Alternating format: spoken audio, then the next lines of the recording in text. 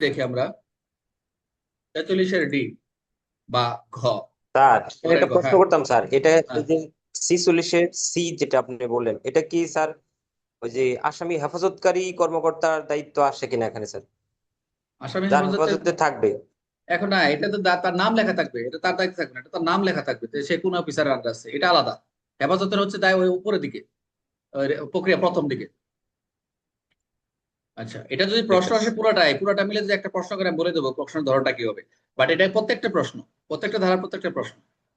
আর যদি পুরাটা গ্রেপ্তার বেশ। নিয়মাবলী আসে তাহলে তো আপনার সর্বনাশ। ছোট ছোট করে লিখতে হবে, ছোট ছোট করে 1-2 লাইন লিখতে হবে। ওটা ফরম্যাটে বলে দেবো, টেনশন নাই ইনশাল্লাহ। মুখস্থ থাকলে হবে ইনশাল্লাহ। আচ্ছা, ক্লাসটা কি রেকর্ড হচ্ছে? আচ্ছা, ক্লাসটা কি রেকর্ড জি হচ্ছে? স্যার, রেকর্ড হচ্ছে স্যার।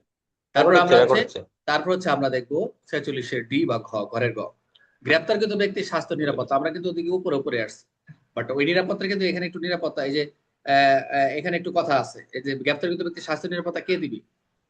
মূল বিষয়টা হচ্ছে গিয়ে গ্রেপ্তারকৃত ব্যক্তির স্বাস্থ্য নিরাপত্তা যে পুলিশ কর্মকর্তা বা অন্য কোনো গ্রেপ্তার ব্যক্তি হেফাজতে রেখেছেন, এই যে আপনার যে কথাটা বললেন, যে পুলিশ কর্মকর্তা বা যে ব্যক্তি গ্রেপ্তার করতে হেফাজতে রাখে, যার হেফাজতে থাকবে তার দায়িত্ব হলো গ্রেপ্তার ব্যক্তির স্বাস্থ্য নিরাপত্তা।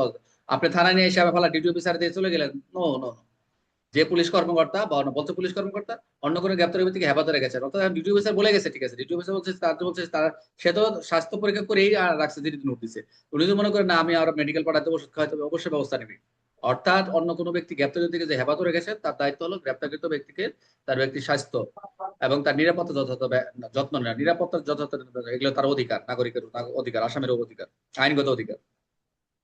গ্রেপ্তারকৃত ব্যক্তিকে আঘাত অযথা কষ্ট অসুবিধা না হয় তা নিশ্চিত করতে হবে, এটা একটা এই উদ্দেশ্য।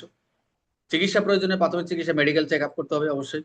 এটি মানবাধিকার সংরক্ষণের খুবই গুরুত্বপূর্ণ। বলছে যে পরীক্ষা প্রশ্ন আসবে মানবাধিকার সংরক্ষণে একজন গ্রেপ্তারকৃত আসামির আইনগত অধিকার কি, এটা কিন্তু পরীক্ষা আসতে পারে, এগুলো অ্যাড করে দিবেন, এই ধারাগুলো এবার অ্যাড হবে।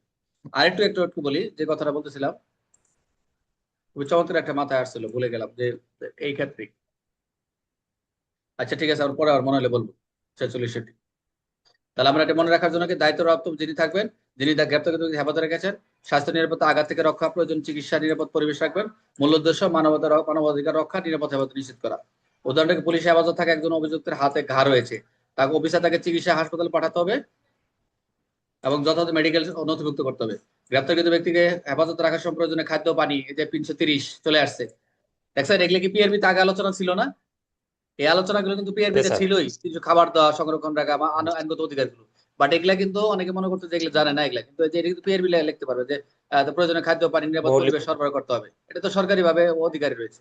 তাহলে 46 গ অনুযায়ী গ্রেপ্তারিত স্বাস্থ্য নিরাপত্তা নিশ্চিত দায়িত্ব কার, যিনি গ্রেপ্তারকৃত হেফাজতে রেখেছেন। গ্রেপ্তারকৃত ব্যক্তির স্বাস্থ্য নিরাপত্তা সংক্রান্ত দায়িত্বের মূল উদ্দেশ্য কি? অবশ্যই মানবাধিকার সংরক্ষণ, নিরাপদ হেফাজত নিশ্চিত করা।